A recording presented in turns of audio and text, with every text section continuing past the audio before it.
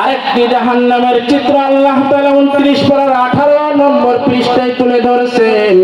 আল্লাহ তাআলা ওখানে বলেন, ফি জান্নাতি ইয়াতাসাআলুন আনিল মুজরিমিন মা সালাকাকুম ফি সাকার।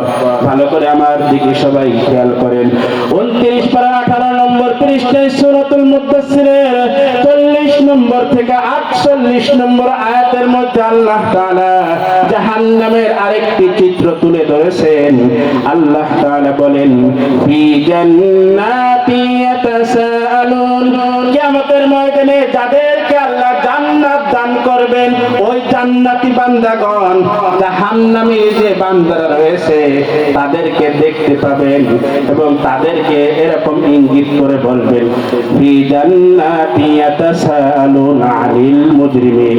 জান্নাতি বান্দাগণ কিয়ামতের মধ্যে ওই জাহান্নামী বান্দাদেরকে দেখে বলবেন, দুনিয়ায় থাকতে তোমরা এমন কি অপরাধ করেছিলে, এমন কি অন্যায় করেছিলে, মা সালাকাকুম ফি সাকার। আল্লাহ তাআলা আজকে কঠিন কিয়ামতের ময়দানে তোমাদেরকে জাহান্নামের মধ্যে নিক্ষেপ করেছে। কথা বুঝতেছেন সবাই?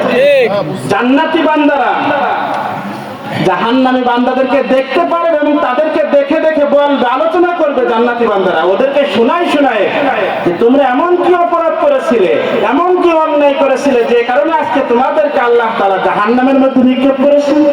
একদম কুরআনুল কারীমের কথাগুলো আমি তরজমা করতেছি, ব্যাখ্যা করতেছি না, অনেক সময় লাগে।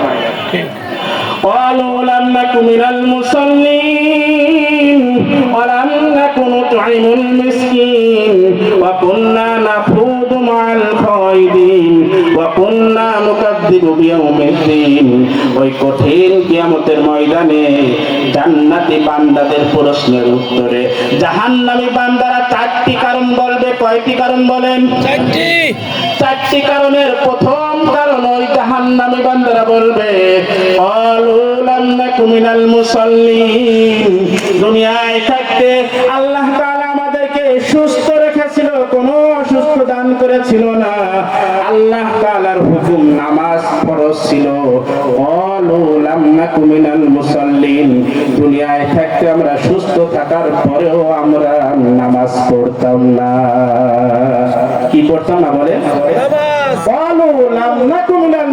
আমরা মুসল্লিদের অন্তর্ভুক্ত ছিলাম না, অর্থাৎ দুনিয়ায় থাকতে আমরা নামাজ পড়তাম না। মসজিদের পাশে বাসা, আযান যখন দিয়েছে কানে আমাদের আযানের ধ্বনি পৌঁছাইছে, কিন্তু আমরা নামাজে আল্লাহর ডাক আমরা সাড়া দিইনি। আজকে এই কারণে আমাদেরকে জাহান্নামের মধ্যে নিক্ষেপ করেছে। নাউযুবিল্লাহ। ওয়ালাম নাকু নুতঈমুল মিসকিন। আল্লাহ তাআলা আরো বলেন, ওই কঠিন কিয়ামতের ময়দানে জাহান্নামীরা আরো বলবে, قالوا لم نك من المصلين ولم نك نطعم المسكين। এর আগেও আমি বলেছি সেই কারণটা আবার আল্লাহ বলছে, ولم نك نطعم المسكين। দ্বিতীয় নম্বর জাহান্নামে আসার কারণ হলো আল্লাহ তাআলা আমাদেরকে সম্পদ দান করেছিল, কিন্তু এতিম অসহায় এদেরকে গরিব মিসকিনদেরকে আমরা খানা খাওয়াতাম না। ولم نك نطعم المسكين وكنا نخوض مع الخائضين। তৃতীয় নম্বর জাহান্নামী বান্দারা যে কারণটা ওই দিন বলবে, সেই কারণটা হলো কুন্না নাখুদু মাল খায়দিন। যারা ইসলাম নিয়ে হাসি ঠাট্টা করত, দুনিয়ায় থাকতে আমরাও তাদের দলের অন্তর্ভুক্ত ছিলাম। বুঝতে পারছেন সবাই? নামাজ পড়তাম না, এটা তো ঠিক আছে, কিন্তু যারা নামাজ নিয়ে ব্যঙ্গ করতো, হাসি ঠাট্টা করতো, ইসলামের কথা, পর্দার, আমরা যদি বলি পর্দা করেন, এই নিয়ে অনেকে হাসি ঠাট্টা করে, ইসলামের বিভিন্ন বিধিবিধান নিয়ে হাসি ঠাট্টা যারা করে, আমরাও তাদের দলের অন্তর্ভুক্ত ছিলাম। আমরাও সেই দলের অন্তর্ভুক্ত থাকার কারণে আজকে আমাদেরকে আল্লাহ তাআলা জাহান্নামের মধ্যে নিক্ষেপ করেছেন। নাউযুবিল্লাহ।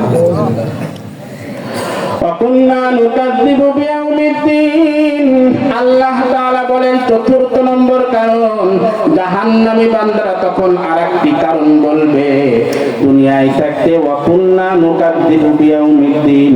কিয়ামতের ময়দানে আপনার সামনে, আল্লাহর সামনে যে দুনিয়ার জিন্দেগির হিসাব দেওয়া লাগবে, এই জিনিসটাকে আমরা বিশ্বাস করতাম না। কিয়ামতের ময়দান থেকে বিশ্বাস করতাম না। আমরা মনে করতাম দুনিয়ার জিন্দেগি শেষ, মৃত্যু হয়ে গেছে, আমাদের আর কোনো হিসাব নেওয়া হবে না, আল্লাহ তাআলার সামনে আমাদেরকে দাঁড় হতে হবে না। এই কারণটাও জাহান্নামী বান্দারা সেই দিন উল্লেখ করবে। আরো বলবে হাত্তা আতানাল ইয়াকিন। এই চারটি গুণ আমাদের মধ্যে থাকা অবস্থায় আমরা ভালো হওয়ার সুযোগ পাই নাই। মৃত্যুর কি কোনো সুযোগ আছে, টাইম আছে? বলেন, মৃত্যুর কি নির্ধারণ টাইম আছে? নির্ধারণ কিন্তু আপনি জানেন নাই। আপনারা কি জানেন মৃত্যু কবে হবে? সবাই এদিকে খেয়াল করেন, মৃত্যু কবে হবে? মৃত্যু হবে দুনিয়ায় যখন আসছেন, মৃত্যু নিশ্চিত। কবে হবে এটা জানেন? ওই জাহান্নামী বান্দারা এই চারটি গুণ বলার পরে বলবে আমরা ভালো যে হব সেই সুযোগটা আমাদেরকে দেওয়া হয়নি। হাত্তা আতানাল ইয়াকিন, হঠাৎ মৃত্যু এসে গেছে। আল্লাহ তাআলা বলেন ইযা জাআ আজালুহুম ফালা ইস্তাগফিরুনা সাআতান ওয়া লা ইস্তাকদিমুন। 11 নম্বর পারার 13 নম্বর পৃষ্ঠায় সূরাতুল ইউনূসের 49 নম্বর আয়াতে আল্লাহ তাআলা বলেন ইযা জাআ আজালুহুম ফালা ইস্তাগফিরুনা সাআতান ওয়া লা ইস্তাকদিমুন। তোমাকে আমি দুনিয়ায় পাঠানোর অনেক পূর্বে আমি তোমার মৃত্যুর সময় নির্ধারণ করে রেখেছি, কিন্তু মৃত্যুটা কোন দিন, কোন বছর, কোন সময় হবে এটা আমি কাউকে বলি নাই। ইযা জাআ আজালুহুম ফালা ইস্তাগফিরুনা সাআতান ওয়া লা ইস্তাকদিমুন। মৃত্যুর যখন সময় চলে আসবে, এক সেকেন্ড তোমাকে সময় দেওয়া হবে না। এরকমই হয় না? যদি এমন নিয়ম থাকতো মৃত্যু আসার মরার আগে মানুষ 1 মাস অসুস্থ থাকে, 1 মাস অসুস্থ থাকে, তারপরে মারা যায়, এরকম যদি নিয়ম চালু থাকতো তাও মানুষ জানতে পারতো। কিন্তু এরকম জানার সুযোগ আছে? সুস্থ মানুষ খানা খেয়ে বইছে, মাথা করে পড়ে গেছে, মারা গেছে, সময়ও না। আল্লাহ তাআলা বলছে যখন মৃত্যুর সময় চলে আসবে, 1 সেকেন্ড, 1 মিনিটও না, 1 সেকেন্ড তোমাকে আমি সময় দেব। আমি আলোচনার শেষ দিকে চলে আসছি।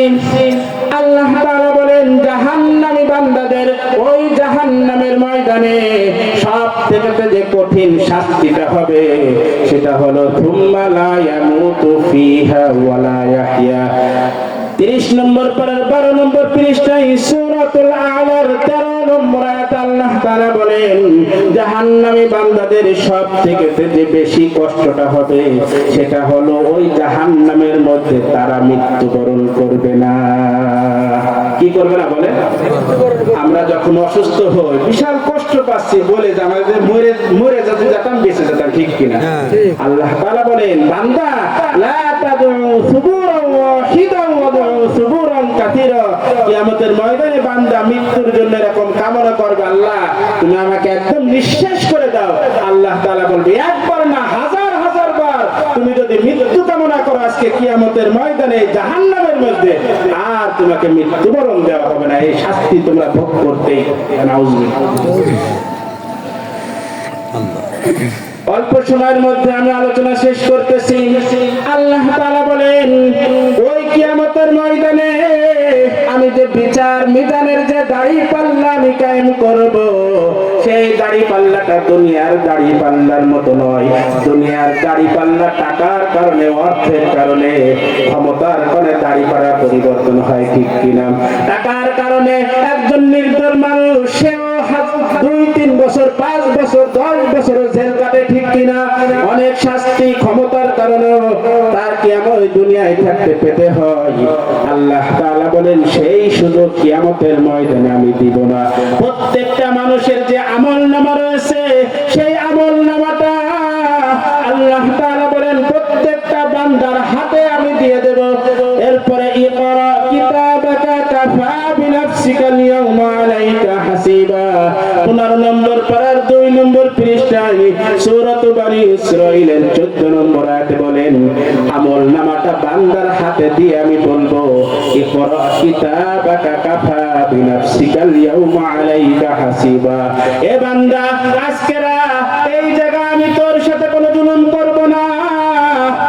আজকে কঠিন কিয়ামতের ময়দানে তোর আমলনামাটা আমি তোর কাছে কাছে দিয়ে দিয়েছি, তোর আমল নামাটা তুই দেখে দেখে পড়, আর তোর নিজের বিচার আজকে তুই করবি। সব কিছু আপনি মনে করতেছেন মৃত্যুর পরে অনেক দিন পরে কিয়ামত হবে, আপনি মনে ভাবতেছেন যে ভুলে যাবেন। না, আল্লাহ তাআলা ব্রেন শক্তি আরো অনেক গুণ বাড়িয়ে দেবে। সব কিছু কিয়ামতের ময়দানে ভিডিও আকারে দেখতে পারবে। সব কিছু মনে হবে যে আমি একটু আগে করেছি। أوضع الكتاب فترى المجرمين مشفقين مما فيه আল্লাহ তাআলা বলেন 16 নম্বর পারার 15 নম্বর পারার 18 নম্বর পৃষ্ঠার সূরাতুল কাহাফের 49 আয়াতের মধ্যে আল্লাহ তাআলা বলেন أوضع الكتاب فترى المجرمين مشفقين مما فيه কিয়ামতের ময়দানে কিয়ামতের ময়দানে ওই আমলনামাটা হাতে দেওয়ার পর আউদিআল কিতাবু ফাতারাল মুজরিমিনা মুশফিকিনা মিম্মা ফিহি, যারা জাহান্নামী বান্দারা রয়েছে ওই জাহান্নামী বান্দাগণ আমলনামা দেখার পরে বলবে ওয়াকুলুনা ইয়া ওয়াইলাতানা মা লিহাযাল কিতাব, এটা কেমন আমলনামা, হায় আফসোস, লা ইউগাদিরু সগীরাতান ওয়ালা কাবীরাতান ইল্লা আহসাহা, এটা কেমন আমলনামা যে আমলনামার মধ্যে ছোট বড় কোন গুনাহকে ছেড়ে দেওয়া হয় নাই। এমন গুনাহ দুনিয়ার মধ্যে আমি করেছিলাম, পৃথিবীর কেউ দেখি নাই, অন্ধকার গোপনে বা রাত্রে বেলা রুম আটকে লেপের তলেও করেছিলাম, সেই গুনাহটাও আল্লাহ তাআলা এই আমলনামার মধ্যে লিপিবদ্ধ করে রাখছে। ওয়াজাদু মা আমিলু হাজিরা, যখন বান্দা ওই কিয়ামতের ময়দানে আমলনামার মধ্যে সব কিছু যখন উপস্থিত দেখতে পাবে তখন আফসোস করতে থাকবে। ওয়ালা ইয়াজলিমু রাব্বুকা আহাদা, আল্লাহ তাআলা বলেন বান্দা দুনিয়ার মধ্যে তুই যদি নেক আমল করিস তার প্রতিদান আমি তোকে দেব, তুই যদি গুনার কাজ করিস তার প্রতিদান আমি দেব। আজকে কিয়ামতের ময়দানে ওয়ালা ইয়াজলিমু রাব্বুকা আহাদা, তুই বিশ্বাস রাখ তোর প্রতিপালক আজকে তোর সাথে বিন্দু পরিমাণ জুলুম করবে না। এজন্য ওই দিন আসার পূর্বে, ওই দিন আসার পূর্বে, মৃত্যু আসার পূর্বে আমাদেরকে দুনিয়ার থেকে নেক আমল গুছিয়ে নিয়ে কবরের দিকে রওনা দিতে হবে। মৃত্যু যখন হয়ে যাবে সমস্ত আমলের দরজা বন্ধ হয়ে যাবে। কিয়ামতের ময়দানে শুধু আফসোসই করবেন, সেদিন সব কিছু বলবেন যে আমি মাযহার এই শিমুলিয়ার সন্তান, আপনাদেরকে আমি নসিহত করেছিলাম অল্প সময়, এর মধ্যে এই সব কথা ওই কিয়ামতের ময়দানে আপনার মনে পড়বে। এজন্য আমার প্রাণ প্রিয় চাচা, আমাদের যেহেতু এলাকা মুরব্বীরা, আপনারা আমাকে চেনেন সবাই, এই এলাকারই আমি সন্তান, আপনারা হাতে ধরে পায়ে ধরে আমি বলতেছি মৃত্যুর কোনো যেহেতু সময় নির্ধারণ নাই, কোন সময় মৃত্যুবরণ হবে এটা যেহেতু আপনিও জানেন না আমিও জানি না, মাহফিল থেকে বাড়ি ফিরতে পারবো কিনা এটাও যেহেতু জানা নাই, এখনই আমাদেরকে তওবা করে ফিরে আসতে হবে। আল্লাহ তাআলা আপনাকে আমাকে যে কথাগুলি বললাম সেই কথাগুলির উপরে বিশেষভাবে আমল করার তৌফিক দান করুন।